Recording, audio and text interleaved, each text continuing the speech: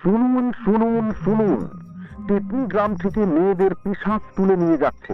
তাই সবাই সন্ধে হলেই ঘরের দরজা বন্ধ করে আলো জ্বালিয়ে বসে থাকবেন। শুনুন শুনুন শুনুন, টেকনি গ্রাম থেকে মেয়েদের পিশাচ তুলে নিয়ে যাচ্ছে। তাই সবাই সন্ধে হলেই ঘরের দরজা বন্ধ করে আলো জ্বালিয়ে বসে থাকবেন। শুনুন শুনুন শুনুন। না না, আমি পারবো না। সব কাজ কি আমার উপর? হেই, একদম বাজে কথা বলবি না দিদি। বলি, রান্নাটুকু ছাড়া তুই কোন কাজটা করিস শুনি? আর তুই তো সারাদিন ওই কি সব ঝাড়ফুঁক নিয়ে থাকিস। আরে বাবা, ওটা তো আমি পড়াশোনা করি। পড়াশোনা না ছাই। চুপ কর তোরা। তোদের দুই বোনের ঝগড়ায় বাড়িতে তিষ্ঠনো দায়। মা, জানো তো, দিদি না আমাকে সহ্য করতে পারে না। ছোট হয়ে মুখে মুখে তুই তোকারি করিস, লজ্জা করে না তোর? না, আর না, আজই তোদের বিয়ের ব্যবস্থা করব আমি। চললাম। কোথায় যাচ্ছ মা?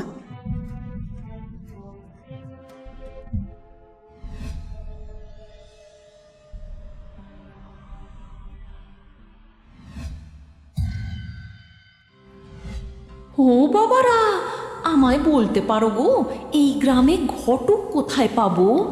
এই গ্রামে কেউ নেই মা, তবে এই রাস্তা ধরে সোজা পরানপুর গ্রাম, সেখানে বিধান ঘটক আছে। বেশ বাবা, বেশ। ও মা, কি শুনলাম দুজন একসাথে! বাহ বাহ, এদেরকেই ভুলিয়ে ভালিয়ে আমার আস্তানায় নিয়ে আসতে হবে। তাহলেই তো 100 পূর্ণ হয়ে যাবে আর আমার মুক্তি মিলবে।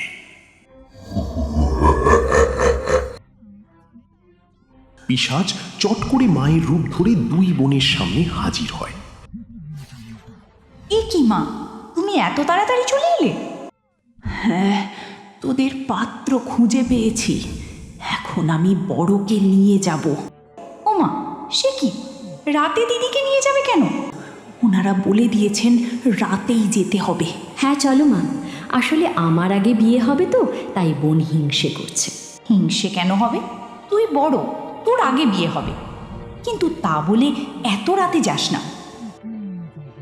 তুই থাম তো। বড় বোন পিশাচের সাথে রওনা দিল। কিছু দূর যেতেই পিশাচ আসল রূপ ধরে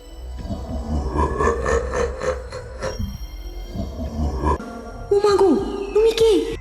আমি হলাম এক ঠেঙো পিশাচ। এবার চল আমার বাসায়। বাঁচাও বাঁচাও। এরা সব কটা ঝগড়ুটে মেয়ে। কি হলো? দিদি চিৎকার করে উঠল মনে হলো। দিদি, এই দিদি! ও মা, কেউ তো কোথাও নেই।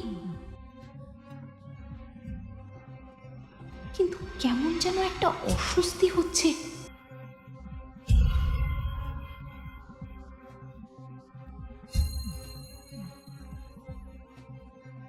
এ কি, আমায় কোথায় নিয়ে এলে? এরা কারা? এরা সব কটা ঝগড়ুটে মেয়ে, ঠিক তোদের মতো। তাই এদের তুলে এনেছি। এবার তোর বোনকেও আনবো, তাহলেই 100টা মেয়ে হয়ে যাবে আর আমার হারানো ঠ্যাং ফিরে আসবে। তোরা তখন হয়ে যাবি পেতনি। এসব তুমি কি বলছো? আমাকে ছেড়ে দাও। চুপ, একদম চুপ। পিশাচ আবার মায়ের রূপ ধরে ছোট বোনকে নিতে ফিরে আসে। এই, শুনছিস? দরজা খোল।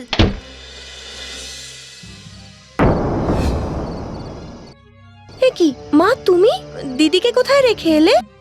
ও মা, ওকে ওই গ্রামে পৌঁছে দিয়ে এলাম তো। হ্যাঁ, সে কি, তুমি তো গেলে আর এলে। আরে ওরা ঘোড়া দিয়েছিল, তাতে করেই গেছি। না, কেমন একটা সন্দেহ হচ্ছে। কি ভাবছিসটা কি?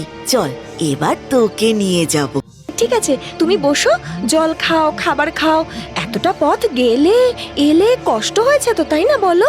এসো এসো, ভেতরে এসো।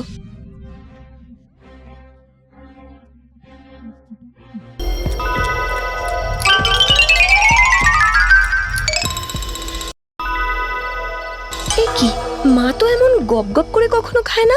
তাহলে কি সত্যি এ আমাদের মা? চল চল, আমার খাওয়া হয়ে গেছে। সে না হয় যাবো, তুমি বসো, আলোটা এই ঘরে নিয়ে আসি। দাঁড়াও। না না, আলো ভালো লাগছে না। কেন মা? না মানে এতটা রাস্তা অন্ধকারে এসেছি তো, তাই চোখে আলো পড়লে চোখ জ্বালা করবে। এ কি, আলোতে মায়ের ছায়া পড়ছে না তো? তার মানে কি এ মানুষ নয়? তার মানে সর্ষের তেল। কি রে, চল একটু বসো না মা, আমি তোমার পায়ে একটু তেল মালিশ করে দিই। আবার এতটা পথ যাবে, তোমার কষ্ট হবে না? তুমি বসো। তেল? হ্যাঁ তা দে, কিন্তু কি তেল দিবি? কেন, নারকেল তেল? আচ্ছা আচ্ছা, দে দে দে তবে।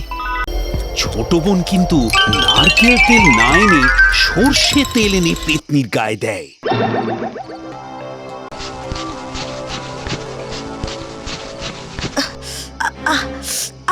কি তেল এনেছিস বলতো?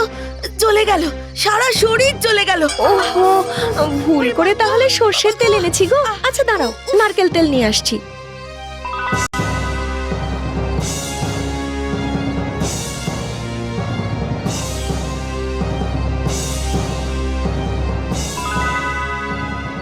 ছোট মেয়ে এবার নারকেল তেল এনে পায়ে লাগায়। এক পায়ে হয়ে যেতেই অন্য পা চায়। ওই দাও তো মা, অন্য পাটা দাও তো। এক ঠেঙো পেতনি অন্য পা কোথায় পাবে, তাই বলে না না, অন্য পায়ে দিতে হবে না, এই পাটাই জ্বালা করছিল। চল এবার। আচ্ছা তুমি বসো, আমি খেয়ে দে ভালো জামা কাপড় পরে আসছি, কেমন? পুরো জ্বালালো তো এই মেয়ে। সকাল হয়ে গেলেই তো মুশকিল। ও কি, ঝাঁটা কেন তোর হাতে? বারে, আমরা চলে গেলে তোমার কষ্ট হবে যে, তাই ঘরটা একটু ঝাঁটটার দিয়ে পরিষ্কার করে যাচ্ছি। এই বলেই মন্ত্রপুত সর্ষে ঝাড় দেওয়ার ভান করে পেতনির চারপাশে গোপনে ছড়িয়ে দেয় গন্ডির মতো করে। কি করছিসটা কি? পেতনি গন্ডির বাইরে বেরোতে চায় কিন্তু পারে না, সর্ষে তেজ তাকে আটকে দেয়। এ কি, আমায় আটকে দিয়েছিস কেন? বেরোতে দে। আগে বলো তুমি কে? হলাম এক ঠেঙো পিশাচ, তোকে ধরতে এসেছিলাম। এখন বলো তো আমার দিদির কি হয়েছে? তোর দিদি আর ফিরবে না। বেশ, দিদি যদি না ফেরে তাহলে তুমিও এখানে বন্দি থাকো, তুমিও আর ফিরতে পারবে না। মন্ত্রপুত সর্ষের তেল তো রইলই, সকাল হলে জানলা দরজাও খুলে দেব, দেখি তখন কি করো। না না, দিনের বেলায় আমি মরে যাবো রে, তোকে প্রচুর টাকা পয়সা দেবো, আমায় ছেড়ে দে। আগে দাও। আবার পেতনি হাতে জাদু করে ধনরত্ন নিয়ে আসে। কি রে, এবার তো আমায় ছাড়। আরে ধুর, মুক্তিপণ নিয়ে দেখছি তোমার কোনো ধারণাই নেই। আরো চাই, আরো। একটা শর্তে, যদি আমার দিদিকে তুমি এনে দাও। এবার পেতনি হাতের জাদুতে দিদিকে নিয়ে আসে। কি রে, এবার তো আমায় ছাড়, আমি সবাইকে ছেড়ে দিয়েছি। ঠিক আছে, ছেড়ে দিচ্ছি, কিন্তু আগে প্রতিজ্ঞা করো আর কখনো মেয়ে ধরে তাদেরকে বন্দি করে রাখবে না। করবো না বাবু, করবো না, ওরে ভোর হয়ে আসছে, ছেড়ে দিই। একটু সর্ষে সরিয়ে দিতেই পেতনি পড়ি মড়ি করে পালায়। আর ভোর হতে মা এসে জানায়, না, তোদের বিয়ে দিতে পারবো না, পাত্রপক্ষ প্রচুর টাকা পয়সা চাইছে রে। মা, তুমি আর চিন্তা করো না, আমি আর বোনের সঙ্গে কোনো দিনও ঝগড়া করব না। আমিও না মা, আমিও আর কখনো দিদির সাথে ঝগড়া করব না। আর জানো তো, আমরা প্রচুর ধনরত্ন পেয়েছি, এবার আমরা সুখে শান্তিতে থাকবো। ওই দেখো। এসব পেলি কোথা থেকে? সে অনেক গল্প, এসো বলছি।